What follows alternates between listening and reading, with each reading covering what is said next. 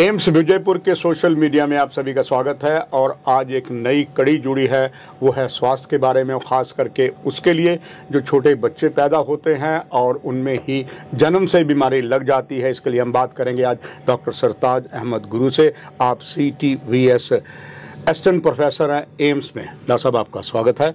दर्शकों के लिए जानना चाहूँगा, डॉक्टर साहब, बीमारी है क्या? आपने जैसे पता लगा बच्चों से लगती है, जन्म से ही होती है। दर्शक जानना चाहेंगे वास्तव में है क्या सब? देखिए, आज का जो टॉपिक है congenital heart diseases. Congenital heart diseases का मतलब ये होता है कि ये वो दिल की वो बीमारियां हैं जो कि एक बच्चे को जन्म से ही होती है। ड्यूरिंग प्रेगनेंसी हार्ट का डेवलपमेंट जैसे होता है, तो किसी कारण से कि ये डेवलपमेंट जो है नॉर्मल तरीके से नहीं हो पाता, तो डिफेक्ट कहीं ना कहीं रह जाता है, तो ये बच्चे फिर उस डिफेक्ट के साथ पैदा होते हैं। तो इन सब को हम कंजेनिटल हार्ट डिजीजेस कहते हैं। ये एक बहुत बड़ा बर्डन है। अगर हम इंडिया की बात करें तो इंडिया में करीब 2.5 लाख बच्चे ऐसे मरीज पैदा होते हैं जिनको कंजेनिटल हार्ट डिजीज होती है। तो अगर हम वर्ल्ड ओवर बात करें तो करीब 14 से 15 लाख के करीब ऐसे बच्चे पैदा होते हैं जिनको कंजेनिटल हार्ट डिजीजेस होती है। डॉक्टर साहब, दर्शकों के लिए ये जानना चाहूँगा, डॉक्टर साहब, ये बीमारी, ये रोग कैसे हो जाता है और घर वालों को कैसे पता लगता है कि उनके बच्चे में या जो गर्भ में पल रहा है ये रोग, ये कैसे उनको पता लगता है? देखिए, अभी तक का जो रिसर्च हुआ है इस डिजीज़ के, चूँकि ये बहुत सारा एक स्पेक्ट्रम है, ये एक पर्टिकुलर डिजीज़ नहीं है, एक बड़ा स्पेक्ट्रम है जिसको हम कलेक्टिवली कंजेनिटल हार्ट डिजीज़ बोलते हैं। इस पे अभी तक जो रिसर्च हुआ है उसमें ऐसा पाया गया है कि 15 से 30% ही इन बच्चों में, 15 से 30% में ही हम एग्जैक्टली ये पता लगा सकते हैं कि ये कारण क्या है। बाकी जो 70 से 85% जो बच्चे हैं उनमें या तो हमें कारण पता ही नहीं चलेगा कि ये किस वजह से हुआ, या तो उनमें मल्टीपल रीज़न होते हैं जिनसे ये हुआ हो।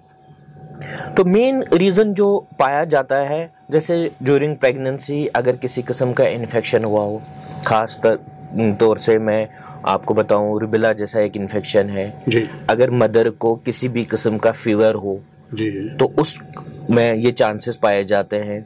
या मदर को कोई मेडिकल कंडीशन हो, जैसे डायबिटीज़ हो, सीजर डिसऑर्डर हो, ऐसे मदर्स में चांसेस ज़्यादा पाए जाते हैं, चांसेस है कि ये बच्चे में ये डिफेक्ट हो।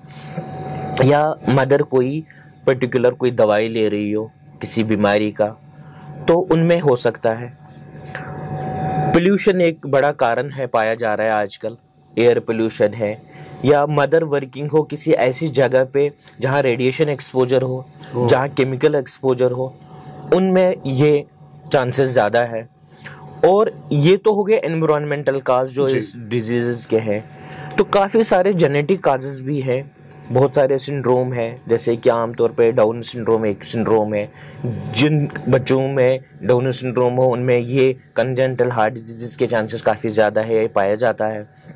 इसी तरह से बहुत सारे कारण हैं जिनकी वजह से ये होता है। डॉक्टर सरताज जब अहमद गुरु साहब, जम्मू कश्मीर की बात करें, ऐसा अभी तक जो मैंने अनुभव पाया है लंबे समय से, जम्मू पूरे कश्मीर में स्वास्थ्य विभाग में कोई भी ऐसा, यहाँ जो हमारा हार्ट का डिपार्टमेंट है उनमें ये चीज़ें नहीं हैं। तो बनी बात ना जाने कितने ही और ऐसे जो बच्चे हैं उनकी डेथ हो गई या बीमारी का पता ना लगे। ये तो कल की बात हो गई। अब एम्स आने से एक नई आशाएं बनी है कि ऐसी बीमारी को आप पकड़ लेंगे।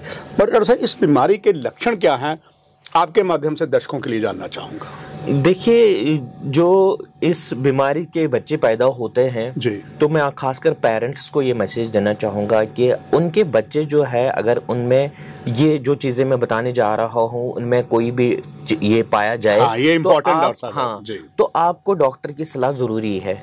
जैसे अगर आपका बच्चा जो है फीडिंग रिफ्यूज़ करे, अपने बच्चे को ब्रेस्ट फीडिंग कर रहे हो या बोतल फीडिंग कर रहे हो, तो उसमें वो रिफ्यूज़ कर रहा है। रिफ्यूज़ क्यों करेगा? कि वो थक जाता है जल्दी जल्दी ब्रेस्ट फीडिंग के दौरान, या उसको ब्रेस्ट फीडिंग के दौरान या फीडिंग के दौरान उसको पसीना काफ़ी आ जाता है, बार बार उसको रेस्पिरेटरी इन्फेक्शन हो, सर्दी खांसी जुकाम ये सब हो जाता है, बार बार हो जाता है, फ्रीक्वेंटली हो जाए तो ये सब ये भी एक लक्षण है। तो या आप पेरेंट्स ऐसा ऑब्जर्व कर रहे हैं कि ये बच्चा जो है बाकी बच्चों के मुकाबले में इतना ग्रो प्रॉपरली नहीं कर पा रहा है, यानी इसकी ग्रोथ बाकी इसी के एज के मुकाबले जो बाकी बच्चे हैं उनमें ये ग्रोथ कम पाई जाती है, तो ये भी एक लक्षण हो सकता है। दूसरा एक और लक्षण ये है कि अगर आपका बच्चा बाकी बच्चों के साथ खेल कूद कर रहा है लेकिन ये जल्दी थक जाता है बनस्बत के बाकी बच्चों के, तो ये भी एक कारण हो सकता है। या एक और चीज़ है कि अगर आपका बच्चा जो है ड्यूरिंग क्राइंग रोना शुरू करे तो इसका पूरे जिस्म का रंग चेंज हो जाता है। तो ये सब कुछ कारण है जिन अगर आपके बच्चे में ये सब पाया जाता है तो आपको डॉक्टर की सलाह ज़रूरी है, आपको अपने बच्चे को डॉक्टर के पास लेके जाना चाहिए, जांच करानी चाहिए। तो ये गुरु साहब सचमुच एम्स नए आयाम दे रहा है। इससे पहले जम्मू कश्मीर सिस्टम था ही नहीं, अब हॉस्पिटल शुरू आपका इलाज होने से दर्शक ये सारी बातें आपके माध्यम से जान रहे हैं। ये भी जानना चाहूँगा डॉक्टर साहब दर्शकों के लिए कि इसको अगर डॉक्टर के पास आया जाए तो अधिकतर जो डॉक्टर जम्मू कश्मीर में हैं, चाहे वो हेल्थ मेडिकल एजुकेशन में हमारे पूरे जम्मू कश्मीर में, पड़ोसी की बात करें पंजाब है, हिमाचल है और they will be depending on AIIMS Jammu के ऊपर। तो डॉक्टर साहब वो जो पेशेंट अगर ऐसा जैसे आपने सिम्टम बताए हैं, पेशेंट जो है डॉक्टर के पास आता है तो क्या जो संबंधित डॉक्टर जो होते हैं हॉस्पिटल में, डिस्ट्रिक्ट हॉस्पिटल, क्या ये जान सकते हैं कि ये बेसिकली जो बीमारी है वो CTVS डिपार्टमेंट की है?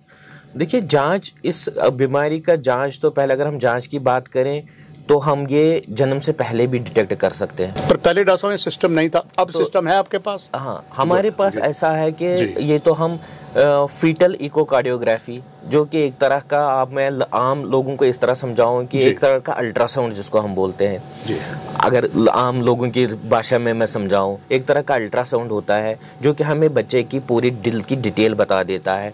ये हम जन्म से पहले भी डिटेक्ट कर सकते हैं। अगर किसी कारण से ये डिटेक्ट नहीं हो पाया तो हम जन्म के बाद भी ECG कर सकते हैं, एक्सरे कर सकते हैं या इकोकार्डियोग्राफी कर सकते हैं, जिससे हमें ये पता चल जाएगा।